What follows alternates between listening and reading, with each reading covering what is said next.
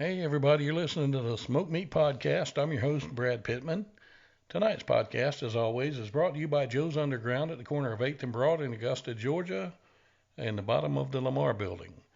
Unfortunately, right now, Joe's has had to close its doors for this epidemic, but they're just waiting and ready for you to be able to come back in. It's going to be a big party. Everybody's going to have a good time. They do want me to let you know that they do have t-shirts available on their Facebook page, Joe's Underground. Go down there and get you a t-shirt. They're great, awesome logo. Helps support them a little bit during these tough times. Really feel for Jeremy and all the staff there because they are closed, but they're being responsible and doing what they need to do. So I can respect that and I love them for it. Remember, I goes to Joe's when it's open, and so should you when it opens back up. Going to be a big party. Everybody just be patient, stay safe during all this. Tonight's guest is a great guy. He's played a lot of different things. He's been an author, a boxer, been in a lot of movies. First one, believe it or not, his first movie was with Robert Mitchum in a movie called Farewell, My Lovely.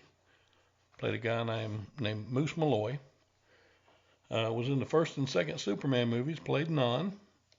Was in Dragnet with Tom Hanks and Dan Aykroyd. Played a guy named Emil Muzz, one of the key characters. And was also Simon Moon in the Chuck Norris movie Hero and the Terror. He's a great guy. Had a lot of fun talking to him. And I think you'll have a lot of fun listening to him. I could probably do 30 podcasts with just him. He is such an awesome guy. Without further ado, here's my little talk with Jack O'Halloran here on the Smoke Meat Podcast. All right, everybody, I'm here with Jack O'Halloran, a great actor. He's been a boxer. He's an author, all-around great guy. Going to have a good conversation with him today. First thing we're going to talk about, he did a book called Family Legacy. Jack, what can you tell me about this book?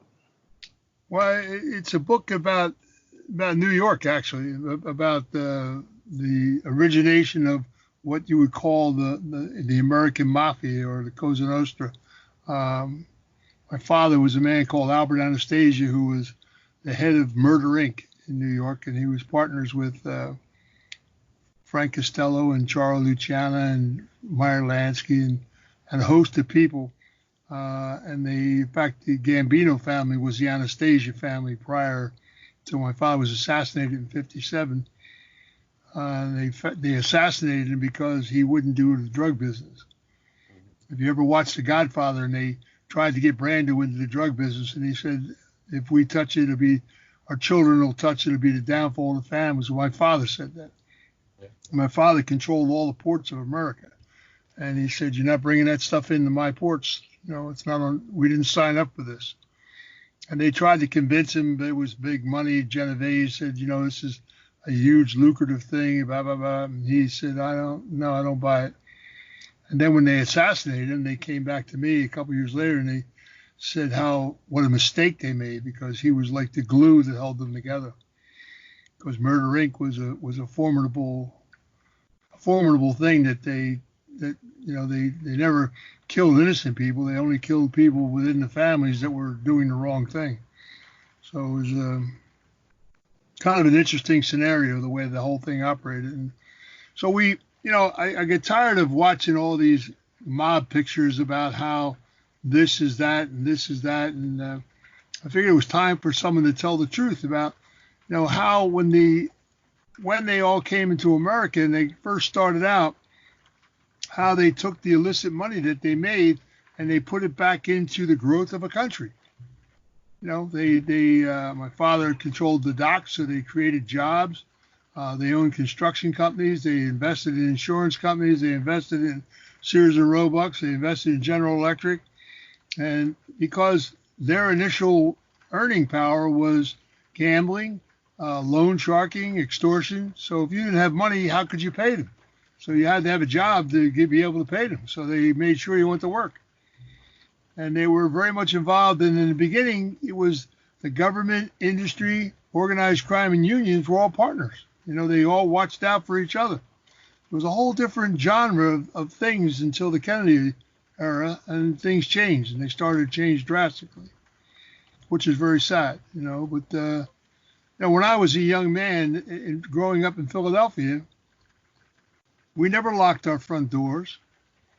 People, kids were in the street from sun up to sundown, and nobody ever bothered. You had normal arguments and stuff, but there was no drive-by shootings, and people could leave a baby pram outside without the fear of someone stealing the baby. And the neighborhoods were looked after by people a lot more than they are today. So it's you watch all these changes go down, and so some friends of mine, we sat down one day. We said, it's time to tell the truth about what goes on and what went on and how things were changed in this country. And then you watch a picture like The Irishman, and everybody was up of Hollywood taking advantage of answering questions that have been unanswered for a long time, and answering them incorrectly. Because I knew Frank Sheeran well. He was from Philadelphia, and he never killed Hoffa, and he never killed Joey Gallo. And he was a driver for Hoffa, and he was a driver for Hoffa's lawyer, Billy Buffalino, and I knew Russell Buffalino very well. So, a lot of things that are said about people are misguided, and it's time to tell the truth. So we did Family Legacy, and we've got 3 more books coming behind it, and we're going to do the movies and the television series, and I think it will straighten out, and a lot of questions that people have been asking for a lot of years, including the Kennedy assassination, And I know about the Kennedy assassination. I was there. I was in Dallas that day. So there's a lot of things that just need to be put right. So the book is, if you enjoy a good read, you'll enjoy that book. Yeah, what I've read so far, I'm loving. I love that genre of movies and everything, and I understand that, a lot of it has to be artistic license, but I can see a big difference between when I was a kid. You're a little bit older than I am. I'd say by about, I'm 47. Well, I'm 77. So, I remember being able to go out and just run the streets with my friends and not worry about anything, leave the doors locked. And if you got into it with somebody, you had a good dust up, you might get a black eye, something like that. And, yeah. But you took care of business and one-on-one with people, and, it's a whole different. I remember the first time I ever saw a gun in the streets was when I was a kid. Yeah. And it was a zip gun. It was a handmade zip gun. I remember those little 22s. And I said, wow, this is kind of a strange thing, but you didn't see that very often, just every once in a while something would pop up like that. But it was a whole different era. I mean, you handle arguments with your fist, and so you may use a stick or a bat sometime, but it was just a whole different upbringing and whole different era. People, what's missing in our society today is the word respect. Definitely. People, if you don't respect yourself, how are you going to respect anyone else? Yeah, nobody. It seems like nobody does respect themselves or anybody else. And I see that every part. That's really sad. I watch these kids texting people, but nobody looks at people in the eye, face to face anymore. And when I was a young man, you were taught to respect elderly people, and be, congenial to people and stuff, and you better do it, or you got a cuff in the ear. It was a different upbringing, and I feel bad for a lot of these kids that think that they've got to do it their way, and they listen to the street jargon and stuff, and it's I boiled it down to the one thing that's missing in our society is the word respect. Definitely. I've got 2 girls. They're both teenagers now, and the great thing about them, I'm so proud of them. If they were to meet you today, it would be yes, sir, no, sir. How are you? Yeah. Well, you're teaching them fundamentals that people are supposed to bestow on children. If the parents don't teach it to them, where are they going to learn it from? Yeah, because I remember my parents taught me that. Like I say, if I wasn't respectful to somebody, like I say, cuff in the face, boom, you'll learn it. It's like when I was a kid, if you you weren't at that dinner table at 6 o'clock at night, you better have a real good reason for it. Yeah. I mean, and they looked you in the eye, boy. They knew if you were doing any Mickey Mouse business because people looked each other in the eye and they talked to each other. You know, it was you sat there with your family and just you don't see that much today. It's sad, you know. Yeah, it definitely is. You know, it's like, you know, I hate to sound like the old man, but, you know, video games and just everything instant now. You know, you want to see a movie, boom, you can watch it, and all the instant gratification. You know, kids don't have to use their imagination anymore, and they've gotten accustomed to that. As like I say, it takes the personal thing out of things.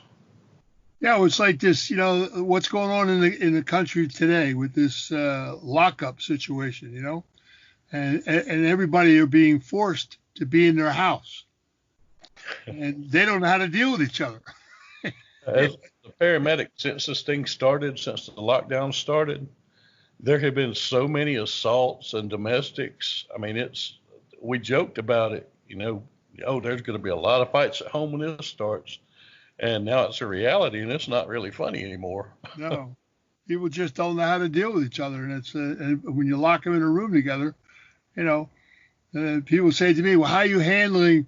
I said, I'm fine. I said, you know, my lady and I, we kind of like each other. So, you know, it's a lot easier being locked down with people that you really like. And, you know, it's that you're very honest with. And that's the other thing. Being honest with people seems to be a foregone conclusion, you know, to be rigorously honest with yourself is to be able to be honest with other people. And I just, you know, I look at our society today and I shake my head and I have empathy for people who don't understand the simple things that they're missing. Yeah, when I was a kid, my dad always told me, you don't have to work to remember the truth. You have to work to remember a lie. And that's true. It's harder to lie. They always taught me that. Harder to lie than it is to tell the truth, kid. You got to remember it all the time, you know, how many lies you told. And I had a whole different upbringing. You know, I just feel bad for them. I really feel bad for people who have been left on their own to try to figure things out. Yeah. Yeah. Well, so we wrote the book for that purpose, and I think it's going to help a lot of people. It already has. I mean, I remember when I first wrote it, and I gave it to several high school children to read. Mm-hmm. And they ran to the library looking up names and everything. And they came back to me and they said, how come they never teach us any of this in school? Yeah. Because I'm explaining American history to them, you know, where, you know, people just don't, people have no aware. I mean, it's like in our society today, okay? 10 years ago, they were putting people away in jail for smoking marijuana. And today it's become one of the biggest earners legally. Yeah. And the reason why the government did that for so many years is because they couldn't figure a way to tax it. Yeah. And, you know, to me, you know, I think a lot of the reason why they don't teach this stuff in school is because, you know, people tend to think of it as the ugly side of life. And every day I see that there is ugly sides to life and we're not getting away from them. And someone once said, if you don't, you know your history, you're bound to repeat it. That's a lot of truth in that, boy. And it was reality. I mean, reality is not always beautiful, but everything has a purpose. No doubt about that, boy. You know, when we were kids, you had your grandmother's remedies for cure-alls, a homeopathic way to cure certain colds and things of that nature. And then Big Pharma took over. And, you know, one of the things that people, and this is something you could ask any child, and I guarantee you'll be lucky if you get 1 out of 10 that will understand or give you an answer, is what was the first prohibition in America? Do you know? Well, part of me wants to say alcohol, but I don't think that's it. No, it's not. You can look this up on your computer. Mm-hmm. 1914, they did what they called the Harrison Act. Mm-hmm. And a lot of the congressmen and all were very much against it in the beginning because the Harrison Act is what gave Big Pharma their power. In other words, before the Harrison Act, you could buy marijuana right across the counter in a drugstore. Cocaine was in Coca-Cola. Yeah. And there were opiates that were bought across the counter, but they were never abused. Look at laudanum. I mean, so they turn around and they put Big Pharma in charge with prescriptions. And here's something that nobody ever really looked at, and they only did a documentary once in the early 70s, and only showed one time, is that women, when you got married back in 1910 or 1920, you stayed married. In the 30s, the 40s, women had 5, 6, up to 10 children, and they were housewives. And they were tired and sluggish, and so doctors wrote a script to give them speed to wake up in the morning and Valium to go to sleep at night. Well, those drugs are going into their blood system. So when they're giving birth to a child, that blood is going into that child. And children are being born with addictions. And no one ever said a word until the early 70s when this New York hospital was getting all these babies coming in with crying and screaming, and no one could figure out how to quiet them down. And one bright doctor said, these children are going through withdrawal. Their bellies are cramping. That was the only logical reason for their behavior. Mm-hmm. So they did a documentary called The Littlest Junkie, and it was only seen once. They took it right up, boom, just silenced it because there was too much control in Big Pharma and the government with what they distributed to people. It's like the 60s when they said, wow, drugs, sex, and rock and roll, and marijuana was supposed to become the big deal. People were smoking marijuana back in the 1800s. Yeah. So when I hear all this bull, it's just that people never took it out of context. It's like the hemp, industrial hemp, is going to become the finest building material in our society. Mm-hmm. And it's cheaper and better and stronger. It's stronger than steel. It's stronger and better than concrete. And we're building a major studio in Nevada, 4 million square foot studio out of industrial hemp. Ooh. And if I can build a 1,200 square foot home, for an instance. I can build a 1,200 square foot home, 2 bedroom, 2 bath, and all the inlaid tile and inlaid furniture, all made out of hemp. I can do that within 2 weeks for $20,000. And the temperature in that house will remain 69 to 72 at all times because of the insulation of hemp. And if you're in a wet area, it absorbs. There's never any moisture, any mildew, anything. The material is amazing. You pour it like concrete. You set up your forms, you pour it in the forms. 2 days later, you move the form. So you can build a house within 2 weeks' time for that price factor. And that house will be standing there 100 years later. Well, that's also where they get the industrial hemp's where they're getting all this CBD oil from now. Well, they get the flour. The flour comes off the top, and then we'll take the stalks and we grind the stalks up, and we add a hardened material, and it turns into, and you pour it just like concrete. Yeah. Now, I can build a 30-story building without one drop of steel or concrete. Yeah, I mean, and it grows pretty quick, doesn't it? Oh, every 90 days a crop comes up, and it grows everywhere. And it takes very little water.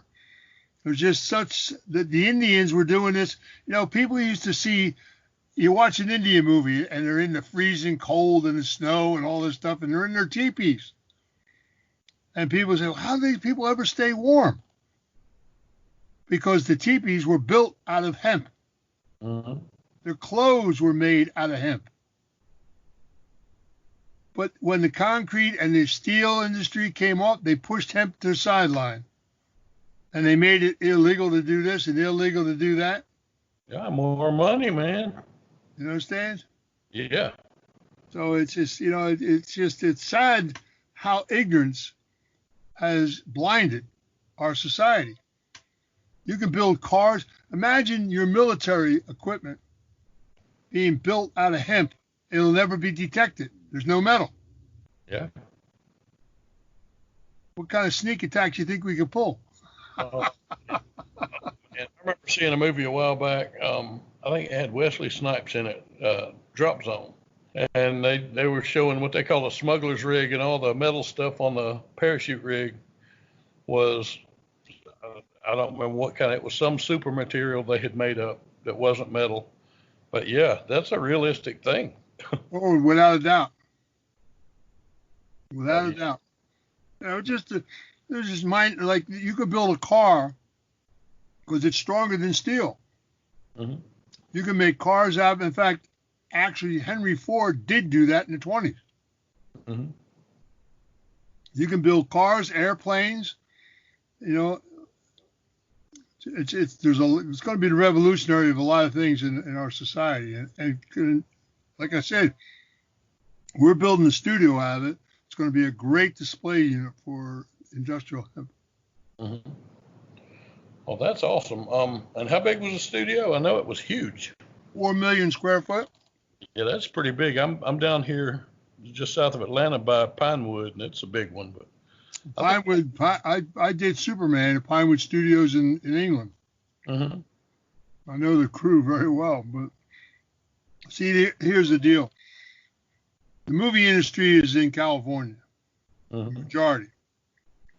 They have built studios in North Carolina, in Georgia, in Florida, which are right to work states. So they get away with non-union stuff. And you can build a studio, but it takes a lot of work to make that studio work. In other words, you got to have a lot of pictures and stuff going through there to make it work. Well, that means you have to have a lot of technicians.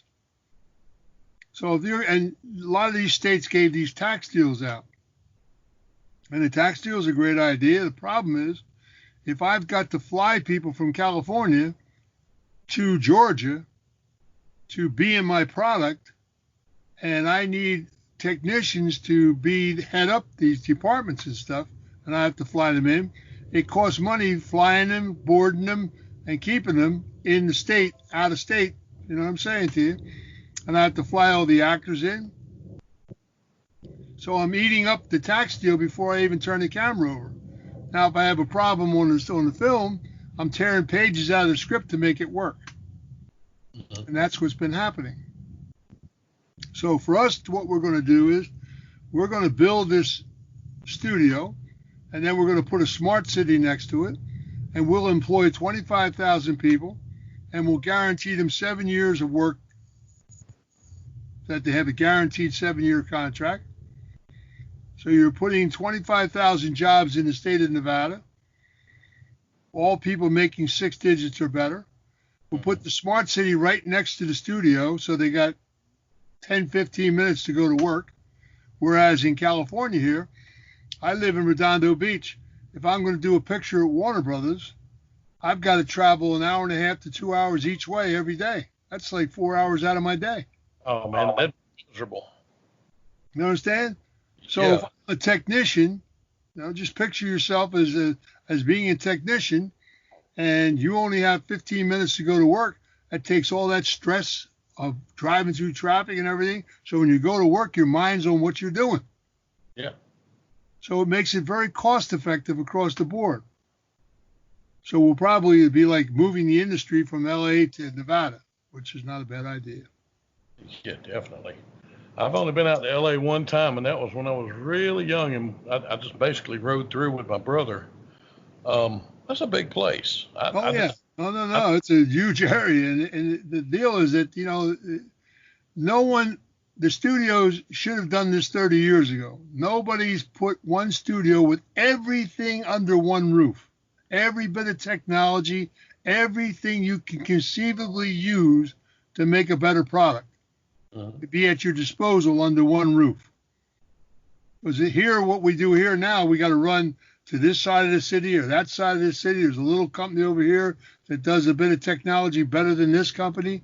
So you're always on the go, Uh, and you're fighting the traffic and everything. So hours of the day are wasted. yeah, That's not cost effective. yeah. People don't understand. Time gets expensive, and it adds up. Oh, it sure does. Quick, It fast. sure does. So if I'm doing a film, and spending $100 million on a film is ludicrous in my eyes. And I've been in the business 40 odd years.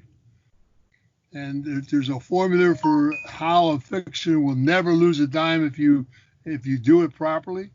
Uh, No one has a crystal ball to tell you what's really going to work. But the only genre that is real, that has never lost a dime, is organized crime pictures. yeah, Even the spoofs make money.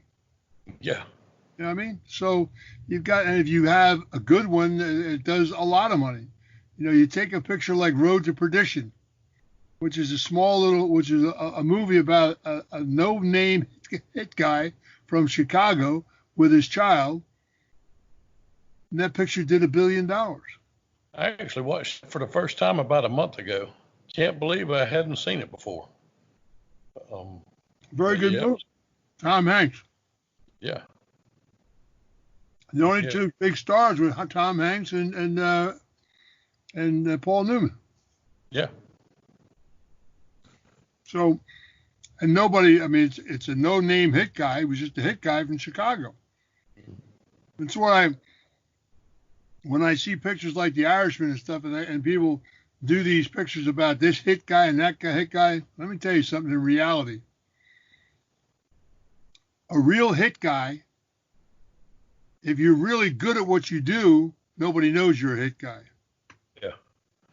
I think one of my favorite movies like that was The Iceman. Richard Kuklinski. Yeah. Don't know the truth to the movie, but it's a good movie. Well, that's why my father ran this company called Murder Inc. And for years, no one could ever put their fingers on him until one guy ratted and put 10 guys on death row.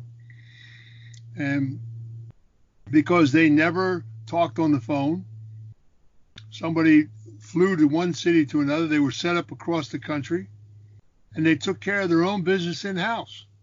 Yeah. And I had a funny story happen to me one time. I was down in Nashville, and a guy lived in a little town right outside of Nashville, a suburb. And he came in when he knew I was there, because I was doing a Comic-Con. And when he knew I was there, he knew my father well, because he was part of Murder Inc. Uh-huh. And he came, and I had never met him before, and he came in to see me.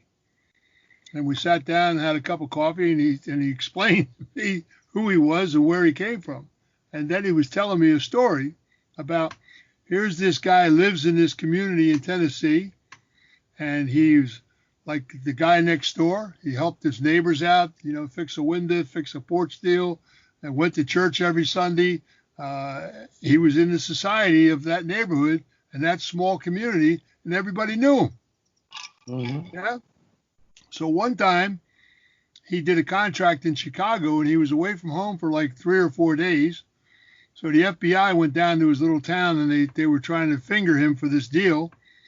And they went and they talked to like 20, 30 people about a time frame of this guy being away from that area.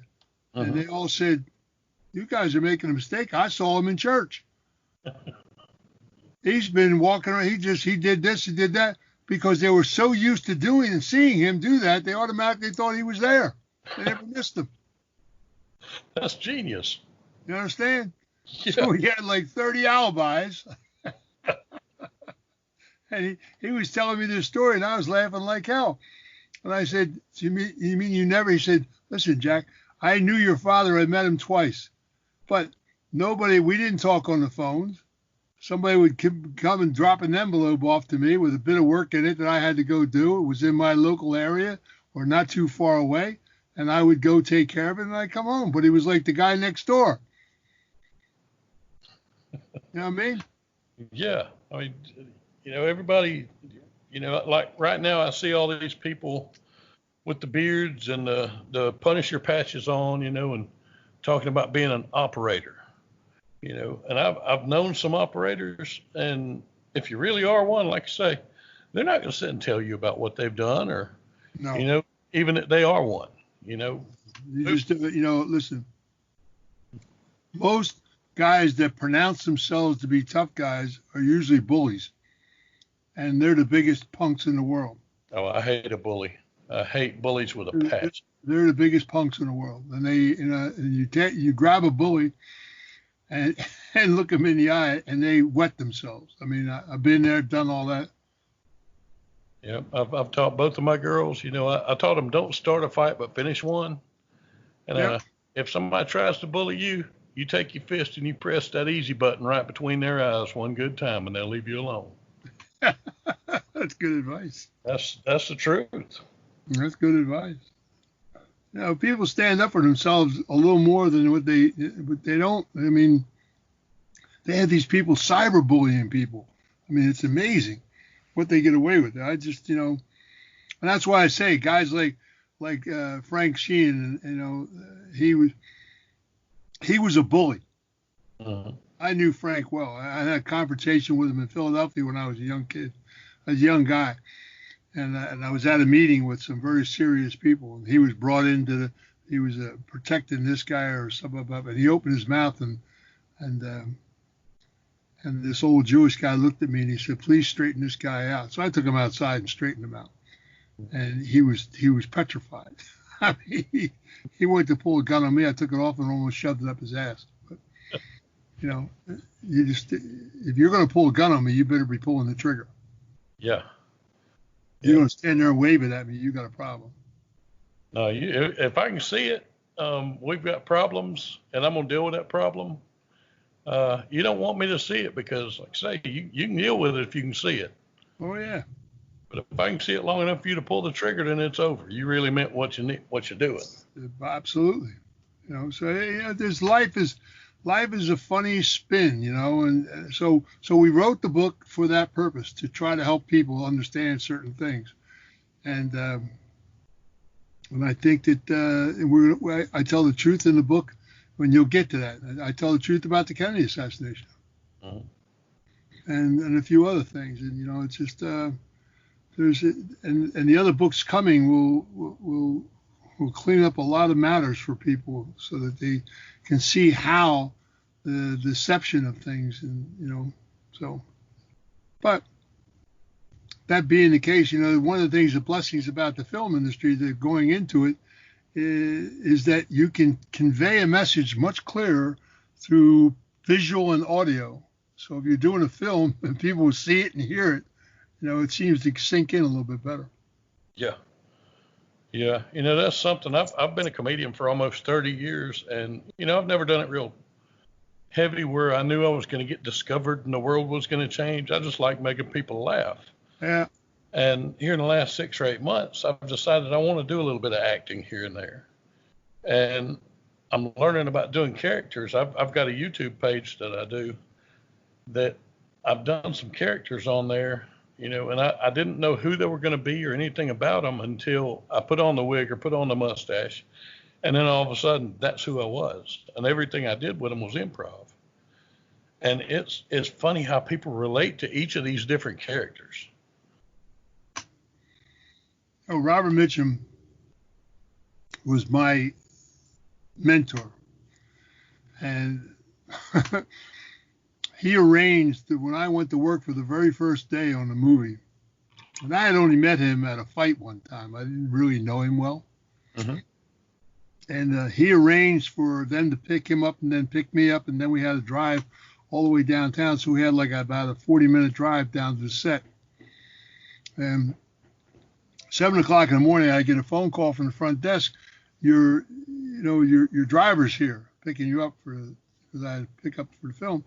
So I come bouncing through the glass doors off of the pool, and there's Mitchum standing against the wall, and nobody recognized me. He had dark glasses on and stuff. And I walked down towards him, and he looked at me and he said, "Well, this must be Jackie O." and we started this conversation, and he talked to me all the way. He had me laughing all the way down to when we went to the set. And I got dressed in my garb and went to do the very first scene that I ever did in my life. And we're standing at the bottom of a pair of steps we had to walk up. And he looked at me and he said, "You read that script, kid?" I said, "Read it. I know your role, Charlotte Rampling's role, Harry Dean's. I know cover to cover." He said, "Good. Throw it in the trash can." I said, "What?" He said, "Don't let me catch you doing what thousands of people in this town do, acting. You just be you. You take this character and put him in yourself, and you walk down the street like that character." Mm-hmm. He said, "You've been a hoodlum all your life, and this guy you're playing is a hoodlum. You don't know how to be a hoodlum?"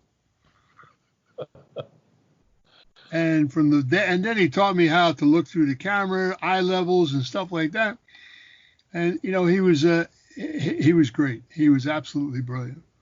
He was absolutely brilliant. And I remember when they moved the cameras we did the first shot, and they had moved the cameras around to set up for the next shot. And I looked at him and I said, "What are they doing?" And he said, "You really don't know, do you?" I said, "Well, what am I asking you for?" He said, "That's it, kid." I said, "That's all there is to this?" He said, "Yeah." I said, "Oh, man, I'm a star." And that became the tagline on the movie. He laughed like hell, And I asked him what the definition of a star was, and he said, "It's one word, kiddo, called presence. Some people have a presence on screen, and the camera loves them. Some people don't." He said, "You can go to a movie and Marlon Brando will be in it. And no matter what character he plays, people walking out of the theater say, 'Boy, Brando was great at this. He was great at that.'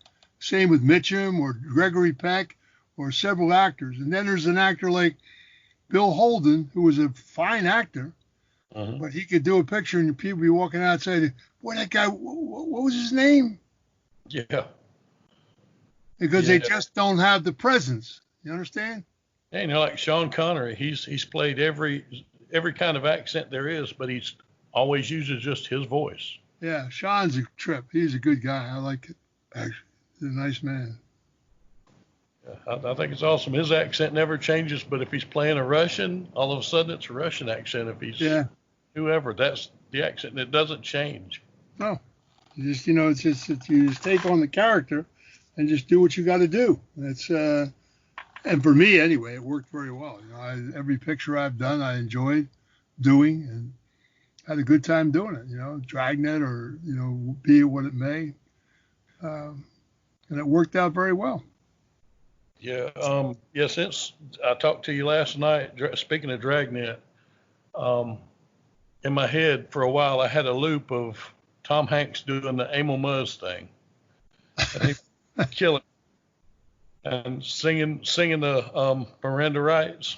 Oh man, but yeah, I remember Superman and Dragnet and Hero and the Terror. Superman's the first thing I saw you in, and that was so cool. Superman was I remember we were doing a picture called March or Die down in Spain, Gene Hackman and I, and they flew us up to London to see Richard Donner. And Donner asked me, he said, "What's your feelings about playing a mute guy?" And I said, because the character Nan was this brilliant scientist that they lobotomized. Mm-hmm. And I said, I embrace doing that. He said, "Are you kidding me?" I said, "No." I said, because Jackie Gleason was a friend of mine, and he did a picture called Gigot that he won an Oscar for, playing a mute guy. And I would love to have that opportunity. I said, and then and I read the script. I said, and you have Terrence Stamp as a vicious general, and you have Sarah, who's a man-eater, and somebody has to relate to these children, because you're going to have a big child audience for this picture. So I'm going to take this brutish guy, and I'm going to play him like a child, learning how to work his eyes and learning how to move around and adulation to Zod and, like a child would do. Yeah. And he said, "Wow, what a great idea." And it worked very well. We pulled it off pretty good. And, I've been to Comic-Con. I remember when I first went to a Comic-Con and people come up to me and they said, "Oh my God, you can really talk?" I laughed like hell. Or kids would come up to me and say, "Oh my heavens, your character scared me to death, but I loved the character because it was like this childness about me, you know." Yeah, that's what I liked about him because, like I said, I didn't think of it as that. I just thought of a almost like an innocence, Yeah, where, like I say, he's big guy. He does what he's got to do, but at the same time, like I say, he's learning everything, and he's innocent. that was the whole 9 yards of it. You know, it worked out well. The kid evidently worked out pretty good. Yeah, The movie did well. We had a great cast. It was a great. We had a lot of fun doing it.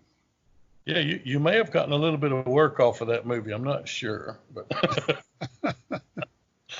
but yeah, I loved it. Now, how was it working with the different people on that movie? You know. Well, the cast was. I mean, when you're doing a film like that, and we did that for 3 years, a Yeah. little bit more than 3 years, you become like a family. You know, and I mean, Terrence Stamp is a brilliant actor. He's probably one of the better actors in England. And Sarah is a very good actor. And Brando is Brando. I mean, Yeah, Brando. Brando was I love Brando. Brando and I became very good friends because he knew my father, Uh-huh. and he couldn't wait to meet me. Yeah. It made me laugh like hell because Mitchum said to me, "Make sure you're down on the set and say hello to Brando for me." And so I went down the first day. The first day's shooting were all Brando to get the money on it for the picture. They had to get Brando on script on film. So I went down the day he come in. I went down to see him, and he was surrounded by press people and all. And he seen me and he stopped everybody. He walked right over to me. And I was waiting for him to get done, but he came to me. "How you doing, Katie? I've been dying to meet you." And we became very good friends. And and he was.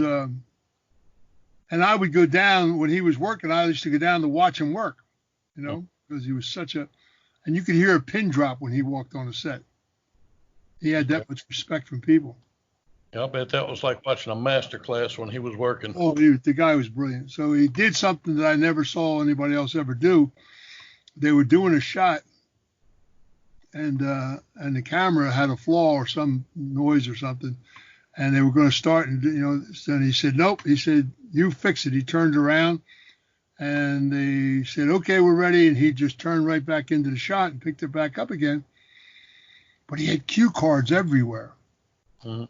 So he came down off the set, and I said to him, "What is with the cue cards, man?" I said, "Are you that bored with the industry that you have to?" He said, "No, no, no." He said, "I started that with Mutiny on the Bounty because I didn't want to make it look like I had studied a script or anything. I wanted to look like I was taking the words out of the air." And I looked at him. I said, "Marlon, that's bullshit."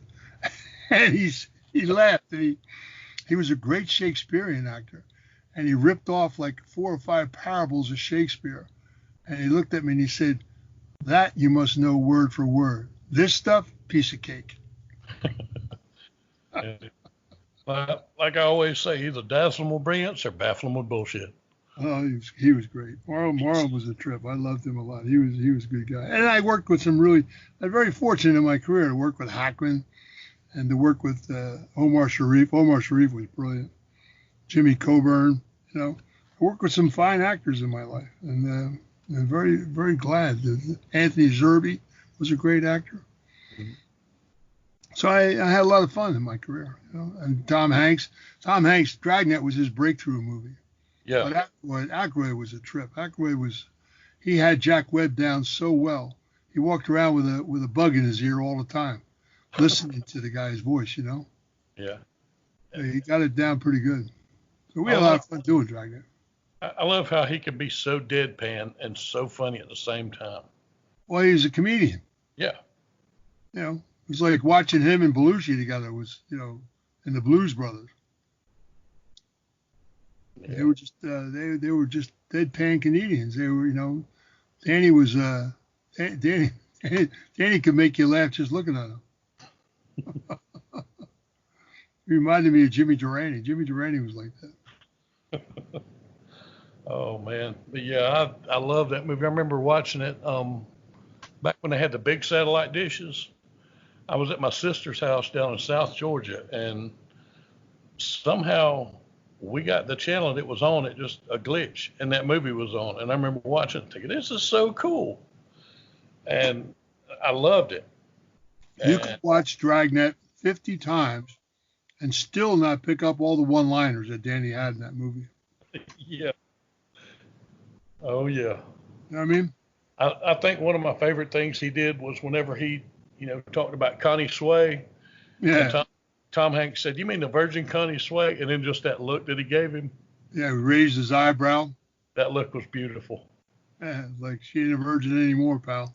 Yeah, yeah, It was a fun movie. We had a lot of fun doing it. It was good. I liked it. yeah. I mean, I look at it this way: anytime I can make somebody laugh or feel good, Yeah.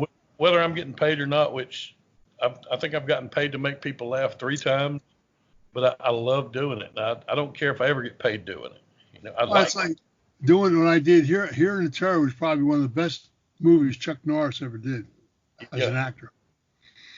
And I had my wife at the time was on the set. She was an English girl, and she was on the set watching me work.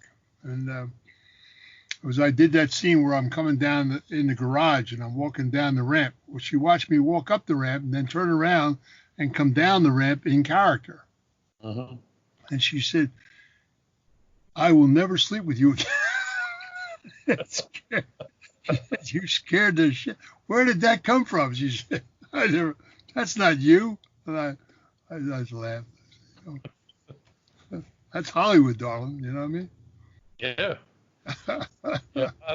I remember watching that when I was younger too, and I loved it, because I liked the fact that once again you played a mute and you could convey. And I mean, Simon Moon was terrifying, Yeah, it worked out pretty well.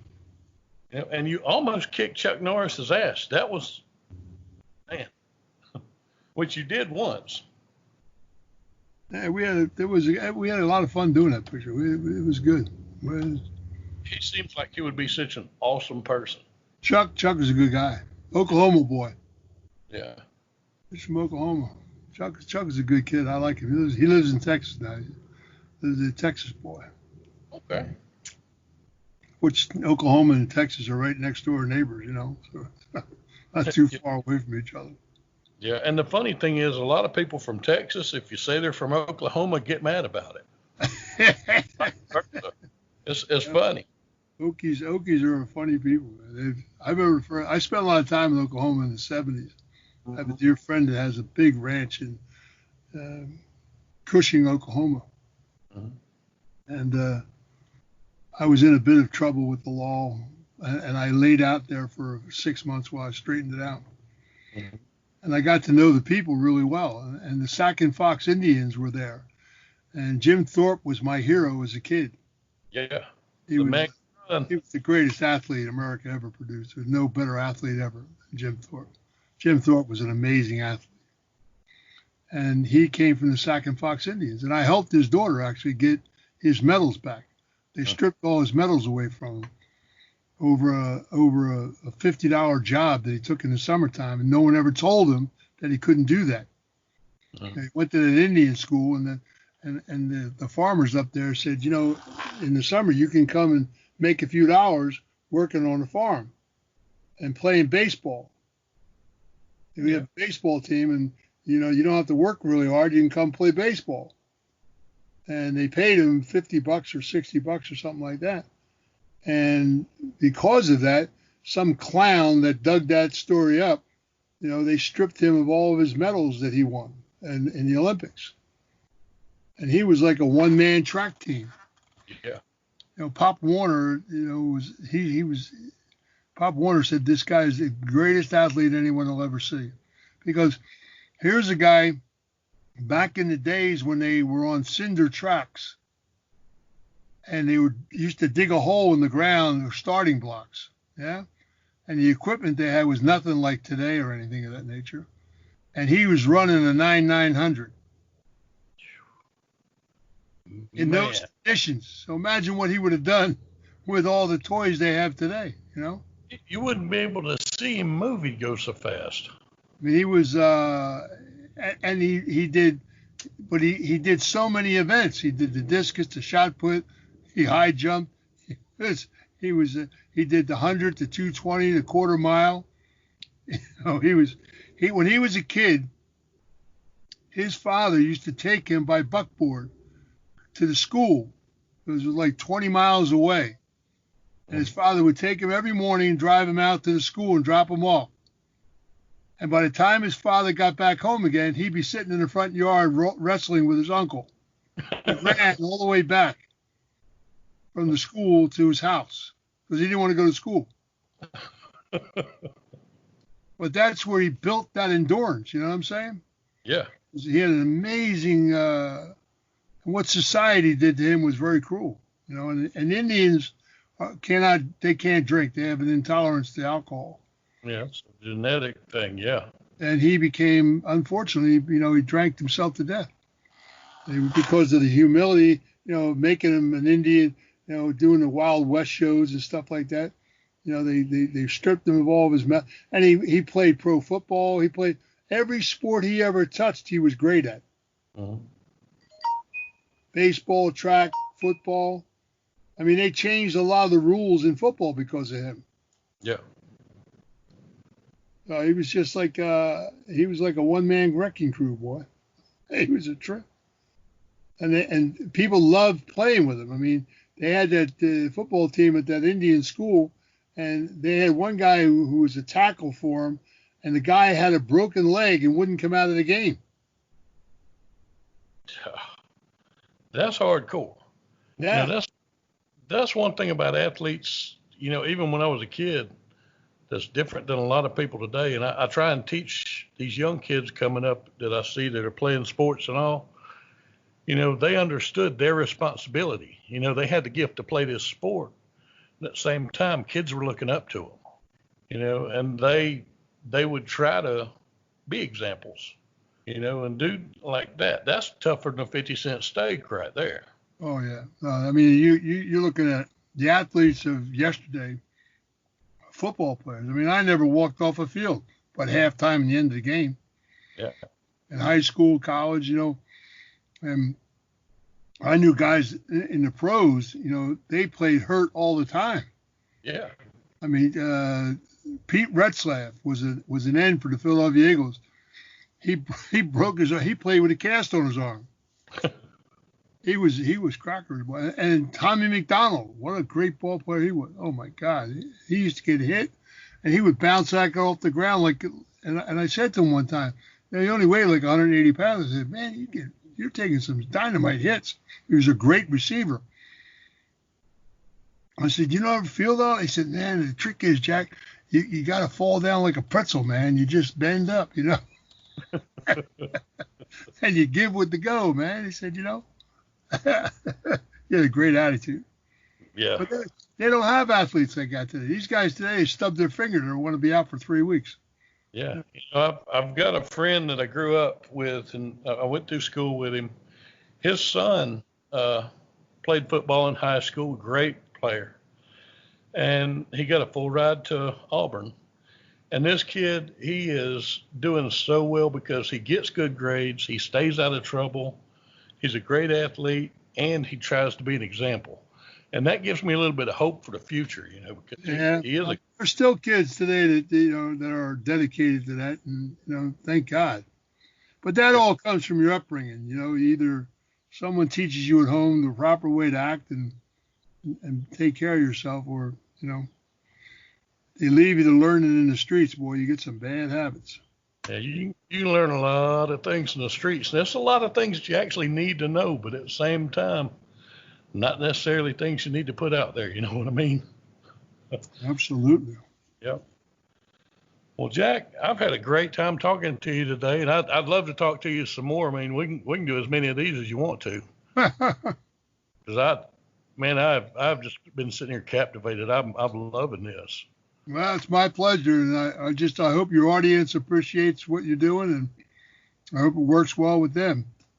Yeah, I think it definitely will. And man, like I said, whenever I talked to you last night, I'm like, man, I'm really going to get to talk to this guy. And it, you know, it's funny, you know, a lot of characters and people in movies from days gone by, I know faces and not names, but I knew your name and I knew your characters.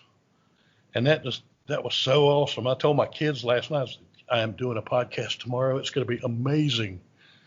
And they were like, okay. And then I explained to them who you were, and they were like, oh, that's cool. But I feel like I've gained a good friend. You know, you've got my number now. Please keep it by all means. Anytime you need anything, give me a holler. I spent some time down there in Georgia, Marietta. Yeah. My brother lived in Marietta for a few years. About 40 miles north of me. Yeah, Marietta is a nice little area of Georgia, right outside of Atlanta there. Yeah. Yeah. I've got some friends that live up there now. Like I say, I'm down here in Fayetteville, just south of Atlanta, a little town. Down there, I've been through there a few times in my life. Yep. But that's, it's I almost went to school at East Carolina. Mm-hmm. East Carolina College. Mm-hmm. Came very close to going to school there. But they played a single wing at that time. Yeah. Which was kind of awkward.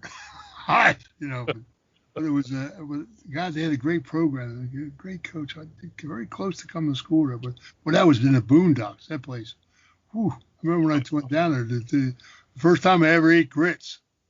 Oh, man. Dude, if you get down here once all this COVID stuff's over, I will make you some grits that will make you slap your mom. Oh, yeah. Yeah, everybody got their own homemade, boy. I'll make them boys soup. Oh, yeah. That's great. All right. Oh, Well, yeah. listen, you have a great day. Y'all come back and see me real soon now. You hear me? Yep, Jack. Take care, buddy. God bless. Be well. Have a great Easter. You too, Jack.